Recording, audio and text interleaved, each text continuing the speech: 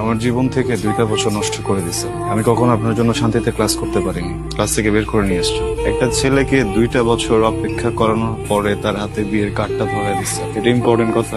তাকায় আছেন কেন বলেন না? 2টা বছর ছটফট করছেন না কথাটা বলার জন্য? এর থেকে অনেক বেশি ছটফট আমি করছি কথাটা শোনার জন্য।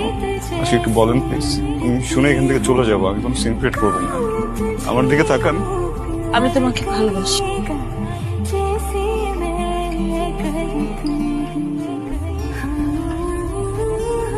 ইম্পর্টেন্ট কথা শুনলা, বুঝলা, এখন চলে যাইতেছো। কি কথা বলো না কেন? কারণ আমি কিছু বলতে আসিনি, শুনতে আসছিলাম। শুনে ফেলছে। আমি কি করব? বিয়ে করবেন, সংসার করবেন। এতগুলা মানুষের সামনে আমি কি বলছি সবাই শুনছে, তারপর আমার বিয়ে হবে তোমার মনে হয়? সরি, ভালো থাকবেন। ওকে।